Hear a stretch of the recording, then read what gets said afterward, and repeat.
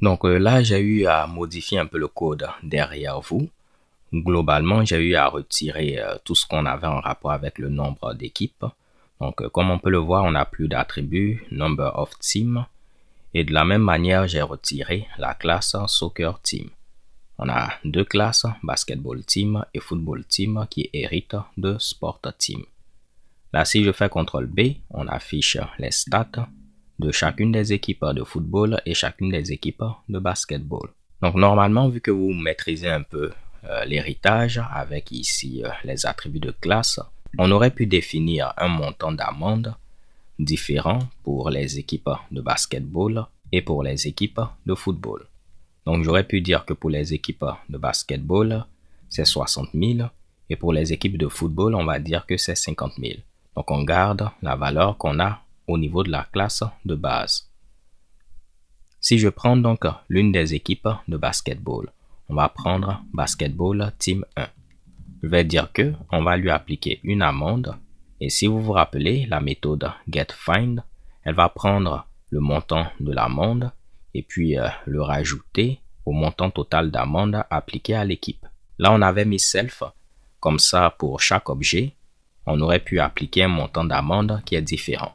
Donc, j'aurais pu mettre ici un montant d'amende différent pour cette équipe de basketball, pour Golden State Warriors. Mais si on n'a pas d'attribut au niveau de l'objet, qui a comme nom FindAmount, Python allait chercher au niveau de la classe, est-ce qu'on avait un attribut FindAmount, et là, il allait trouver ici cet attribut 50 000. Mais vu qu'on a fait une redéfinition pour la classe basketball, il va prendre ce qu'on a au niveau de basketball team et ce sera une amende de 60 000. Donc si je viens à ce niveau, on va dire que pour l'équipe 1, on va afficher le nombre total d'amendes avant et après. On va mettre un print pour séparer les différents éléments. Si je fais CTRL B, on peut voir qu'avant on avait 0, maintenant on a 60 000. Mais si c'était une équipe de football, on allait utiliser tout simplement ce qu'on avait au niveau de la classe de base. Donc si je prends football 1 team, CTRL B, on peut voir que l'amende qui a été appliquée est de 50 000. Vu qu'on n'a pas défini d'attribut FindAmount au niveau de cette classe, il va prendre l'attribut qu'on a au niveau de la classe parente. Donc j'espère que c'est clair pour tout le monde ce que je viens d'expliquer. Il n'y a rien ici de bien nouveau. Retirons donc cela et puis intéressons-nous à quelque chose de beaucoup plus intéressant. Pour ceux qui connaissent un peu le basketball, on ne peut jamais avoir de match nul au niveau du basketball. Il faut forcément qu'une équipe gagne. Donc si on a des matchs nuls, on aura ce qu'on appelle un overtime. Si à la fin de ce overtime, on a toujours un match nul, on a un second overtime et ainsi de suite. Il faudrait toujours qu'il y ait un gagnant. Alors qu'au niveau du football américain, en saison régulière, vous pouvez avoir un match nul. Donc ce n'est pas simplement victoire et défaite. Au niveau du football américain, on peut avoir victoire, défaite et match nul. Alors qu'au niveau du basketball, c'est uniquement victoire et défaite. Donc ce qu'on va faire, c'est redéfinir notre constructeur. On va dire que pour basketball, c'est cool, vu qu'on hérite de Sport Team. On aura donc ce constructeur-là. Et là, on aura le nom de l'équipe, le nombre de victoires, le nombre de défaites, puis le nombre total d'amendes. Mais au niveau de Football Team, on va redéfinir ce constructeur pour dire qu'on a non seulement le nom, le nombre de victoires, le nombre de défaites, mais on aura ici également le nombre de matchs nuls. Je vais donc mettre self.draws reçoit draws. Donc maintenant, lorsqu'on va créer une équipe de football, il faudra passer le nom, le nombre de victoires, le nombre de défaites et puis le nombre de matchs nuls. Pour l'instant, bien évidemment, on aura des erreurs vu qu'on n'a pas passé ces différentes valeurs. Je peux rendre ceci optionnel en disant par défaut, si on ne passe pas de valeur, c'est qu'on a 0 match nul. Et vous verrez, on n'aura pas d'erreur. On va dire tout simplement que le nombre de matchs nuls est de 0. Mais pour l'instant, on va rendre ceci obligatoire. Et je vais descendre et dire que là, on a eu un seul match nul. Ici, 0 match nul. Là, 2 matchs nuls. Et si on prend notre fichier, San Francisco, on va rajouter un match nul. Donc, je pense qu'on aura des erreurs dans le cas où on essaie de faire le split. Donc, si on revient là, on peut voir que là, lorsqu'on faisait le split, on s'attendait uniquement au nom, au nombre de victoires, au nombre de défaites. Alors que maintenant, pour une équipe de football, on peut avoir également le nombre de matchs nuls. On va donc redéfinir cette méthode au niveau de Football Team également. On va dire pour une équipe de football, lorsqu'on fait le split, on aura aussi les matchs nuls. Et là, il faudra passer ceci au niveau du constructeur de Football Team. Donc là, on aura Draws. Je fais CTRL B. Et là, maintenant, l'erreur, c'est en rapport avec le fichier. Donc, lorsqu'on récupère les informations depuis notre fichier, on voit que là également, on s'attend uniquement au nom, au nombre de victoires et au nombre de défaites. Je vais donc faire un copier-coller. Et on va rajouter Draws. Et je mets ici int Draws. CTRL B. Et bang, tout marche. On va modifier un peu la méthode stat parce que pour les statistiques des équipes de football, on affiche uniquement les victoires et les défaites, alors qu'on a besoin également des matchs nuls. Donc en lieu et place de faire appel à superstat, je vais modifier complètement ici notre méthode stat. Donc je vais essayer de copier ceci et on va le coller.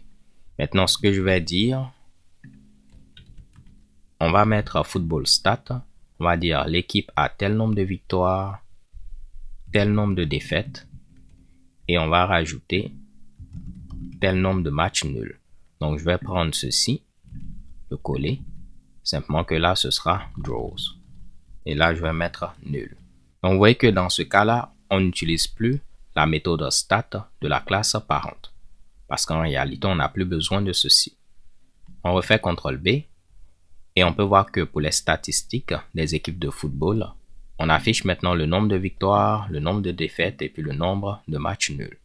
Alors que pour les équipes de basketball, on affiche uniquement le nombre de victoires et le nombre de défaites. Désolé.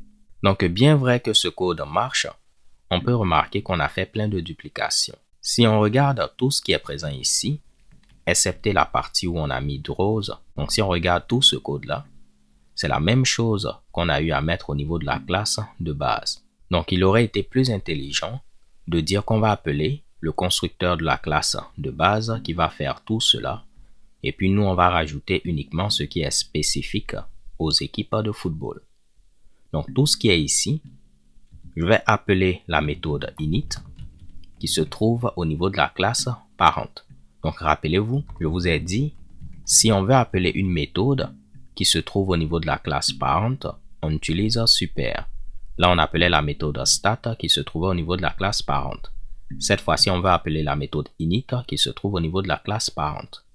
Et si on regarde la méthode init qui se trouve au niveau de la classe parent, elle a besoin du nom de l'équipe, du nombre de victoires et du nombre de défaites. On n'a pas besoin de passer le self, il sera passé implicitement pour nous. Vous voyez, lorsqu'on appelait stat, on n'avait pas passé de self également. Donc là, je vais dire le nom qui sera passé lorsqu'on va créer notre équipe de football, donc ce nom-là, on va le prendre et puis on va le passer au constructeur de la classe parent. Ce sera pareil pour le nombre de victoires et le nombre de défaites. Je vais essayer de replier un peu notre code pour qu'on ait moins de choses. Donc en théorie, tout ce qui est ici sera maintenant géré automatiquement pour nous grâce à cette ligne de code. Et nous, on gère uniquement la partie en rapport avec les matchs nuls. Donc, c'est une meilleure manière de procéder. Comme ça, si vous avez des affectations que vous devez faire qui sont ici partagées par tous les éléments, vous les centralisez à un unique endroit. Et puis, si vous rajoutez d'autres choses, ceci sera rajouté automatiquement. Donc là, parfait. On fait CTRL B et on peut voir que notre code continue de fonctionner. En lieu et place d'utiliser super init, on peut appeler une méthode qui se trouve au niveau de la classe parent en utilisant directement le nom de la classe. Donc j'aurais pu dire, je veux appeler la méthode init qui se trouve au niveau de la classe sport team, mais dans ces cas-là, ce sera à vous de passer le self. Donc vous allez passer le self et après on va passer les autres éléments. Donc ces deux lignes sont identiques, on fait CTRL B, on a le même résultat, simplement que lorsqu'on fait de l'héritage simple, ceci est beaucoup plus intéressant, c'est beaucoup plus simple. Mais si vous faites de l'héritage multiple, Donc si une classe hérite de plusieurs autres classes, là ça peut devenir intéressant afin de faire appel à une méthode au niveau d'une classe parente spécifique. Mais nous, on ne va pas se compliquer la vie, on va garder cette version. L'autre avantage, c'est que si le nom de la classe parente change, vous n'aurez pas à changer cette instruction. Donc imaginons qu'on change Sport Team par Sportive Team. Donc lui, il va toujours faire appel à la classe parente. Donc là, il va faire appel à la classe parente. Là, à la classe parente, on fait CTRL B et puis ça marche. Alors que précédemment, si on avait fait l'appel en mettant Sport Team, je vais rajouter le T et puis on avait appelé init. Non seulement il faut passer le self, passer ensuite les autres éléments, mais vu que le nom de la classe a changé, on devait ici le changer partout où on avait utilisé Sport Team. Donc je vais enlever cela, on revient à Sport Team et on va retester. Bang, tout est bon. Là, on vient de gérer la première duplication au niveau de init. Si on regarde les deux autres méthodes, on voit également qu'on a un peu de duplication. Là, on peut imaginer que ce sont nos statistiques sous forme de chaîne de caractères et puis on fait le split. Donc, vous voyez que c'est quasiment la même chose. Donc, on peut dire que la méthode FromFile, elle va appeler la méthode FromString. Donc, je vais dire que je vais appeler la méthode de classe FromString et je vais lui passer la première ligne du fichier qui a été lu au niveau de laquelle on a retiré l'anti/n. Donc, imaginons qu'on a le fichier San Francisco. On va lire cette ligne-là, on enlève l'anti/n et c'est ce qu'on va passer à la méthode FromString de cette manière. Et la méthode FromString va faire tout le travail pour nous. Donc là, vous voyez qu'on a retiré une ligne de duplication. Je fais CTRL B et bang, ça marche. On peut donc monter et puis faire la même chose à ce niveau. Donc là, on peut enlever tout ceci et dire qu'en réalité, on va appeler la méthode FromString en lisant la ligne au niveau de notre fichier et en retirant le caractère de retour à la ligne. Comme ça, tout le travail sera effectué ici. On refait CTRL B et on peut voir que tout marche. Maintenant, ce qui est intéressant, c'est que la méthode FromFile qu'on a au niveau de la classe parente, si vous regardez, c'est la même chose qu'on a au niveau de la classe fille, parce que tout le travail maintenant a été délégué au niveau de FromString. Donc, je peux retirer la redéfinition de cette méthode, vu que le code est le même que celui qu'on a au niveau de la classe de base. Donc, on se retrouve maintenant avec ceci. Je refais CTRL B et on continue d'avoir un code fonctionnel. Donc, voici maintenant ce qu'on a comme résultat. On a la classe Basketball Team qui hérite de Sport Team. On change uniquement ce qu'on a besoin de changer. Et si on a besoin d'appeler une méthode de la classe parente, on peut le faire. Ici également, on a eu besoin de rajouter un nouvel attribut.